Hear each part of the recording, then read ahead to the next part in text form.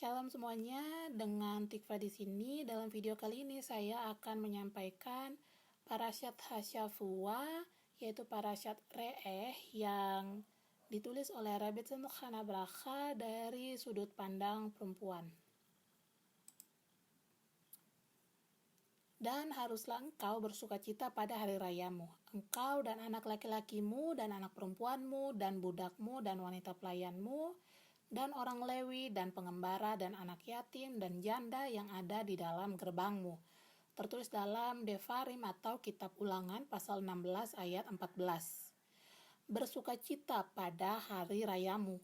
Ini termaksud ikut merayakan di Yerusalem dengan mengambil bagian dalam persembahan yang dibawa ke bait suci. Para pengajar kita mengatakan bahwa perempuan juga sesungguhnya diwajibkan untuk bersukacita dalam damainya persembahan sukacita. Ini tertulis dalam Mishnah Berurah 529 nomor 15. Judul yang pertama, bersukacita untuk Hashem. Berdasarkan Sefer HaChinuch, Mitzvah 488, bersukacita itu termaksud minum wine, menggunakan pakaian-pakaian baru, membagikan buah-buahan dan permen kepada anak-anak, bermain musik dan bernyanyi di Yerusalem. Sifat mendasar dari mitzvah adalah mitzvah harus dilakukan secara berkala. Layaknya kita membutuhkan makanan dan istirahat secara berkala. Hashem ingin sukacita yang kita rasakan ini didedikasikan untuk namanya, supaya kita dapat menjadi lebih layak lagi di hadapan Hashem. Maka dari itu Hashem mengadakan festival hari-hari raya untuk kita mengingat kembali mujizat-mujizat dan kebaikan-kebaikan yang Hashem berikan kepada kita. Pada hari raya seperti ini, kita melakukan mitzvah dengan memenuhi kebutuhan fisik kita, merayakan dengan hal-hal baik yang ada dalam hidup ini, dan menyadari bahwa semuanya itu datang dari Hashem. Ketika kepuasan kita dan sukacita kita hanya untuk Hashem, maka sukacita dan kesenangan kita akan terjadi sewajarnya, sesuai porsi yang seharusnya, sehingga sukacita kita tidak membawa kita kepada hal yang tidak bermoral. Judul yang selanjutnya, bersukacita dengan cara kita sendiri. Rambam menjelaskan bahwa setiap individu perlu untuk bersukacita dengan cara yang paling tepat untuk dirinya. Contohnya, anak-anak senang jika diberikan kacang atau permen. Seorang pria cenderung menjadi senang jika ia menyantap hidangan daging dan minum minuman wine. Sedangkan perempuan senang menggunakan baju-baju baru dan perhiasan. Ini tertulis dalam Mishneh Torah, The Laws of Holidays 6 nomor 8. Berdasarkan perbedaan cara laki-laki dan perempuan mencapai kesenangannya, para pengajar kemudian mendemonstrasikan pandangan mereka masing-masing tentang perbedaan mendasar yang ada antara laki-laki dan perempuan. Mari kita lihat lebih dalam lagi. Kenapa laki-laki sukacitanya itu ditemukan melalui wine, sedangkan perempuan melalui baju-baju yang indah.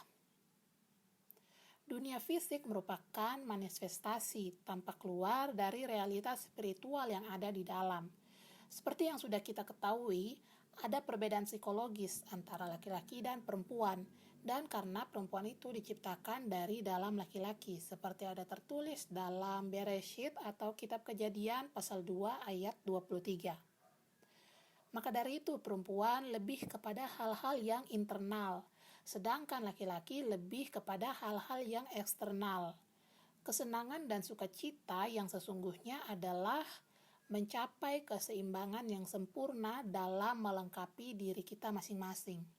Itulah sebabnya laki-laki yang lebih eksternal memiliki kesenangan yang lebih internal, dan perempuan yang lebih internal memiliki kesenangan yang lebih eksternal. Hal ini terjadi secara alami sehingga sifat dasar dari laki-laki dan perempuan itu menjadi seimbang. Judul yang selanjutnya, mengekspresikan diri melalui penampilan. Dalam Eruvin 65b tertulis demikian, ketika wine masuk, rahasia-rahasia keluar. Wine dapat membantu kita mengekspresikan pikiran-pikiran dan perasaan-perasaan kita yang terdalam. John Gray menuliskan dalam bukunya Men Are From Mars, Women Are From Venus, ketika seorang laki-laki merasa stres, ia akan menarik diri untuk fokus dengan pikirannya sendiri dalam memecahkan masalah tersebut. Saat itu, ia akan semakin menjauh, semakin lupa dengan sekitar, dan semakin asyik dengan hubungan yang ia miliki dengan dirinya sendiri.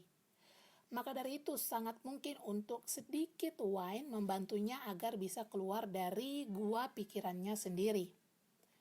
Sehingga ia dapat mengekspresikan perasaannya yang paling dalam serta mengeluarkan semua unek-uneknya yang terpendam. Dengan demikian, ia dapat kembali kepada istrinya untuk menemukan kesenangan yang sesungguhnya. Perempuan tidak mengalami kesulitan yang sama untuk mengekspresikan dirinya secara verbal. Sebaliknya, perempuan justru lebih senang mengekspresikan dirinya melalui kata-katanya dan melalui pakaiannya. Adalah penting baginya untuk dikagumi oleh suaminya. Seperti yang dituliskan oleh John Gray, perempuan akan merasa berbunga-bunga ketika ia dikagumi dan diperlakukan secara spesial. Seorang suami dapat memenuhi kebutuhan istrinya untuk dicintai saat ia mengedepankan perasaan dan kebutuhan istrinya dibandingkan hal-hal lain. Dengan menonjolkan kecantikannya melalui mode busana yang ia gunakan, seorang perempuan tidak hanya menikmati mengekspresikan dirinya sendiri, tapi ia juga merasa lebih baik lagi untuk mendapatkan perhatian dari suaminya. Judul yang selanjutnya, pakaian yang indah untuk jiwanya. Para perempuan tertarik kepada hal kecantikan dan keharmonisan. Maka dari itu, kita senang mengenakan baju-baju yang indah. Sama halnya seperti wine yang membantu laki-laki mengeluarkan unek-uneknya untuk mengekspresikan dirinya, begitu juga melalui pakaian. Seorang perempuan sedang mengekspresikan kreativitas dari jiwanya.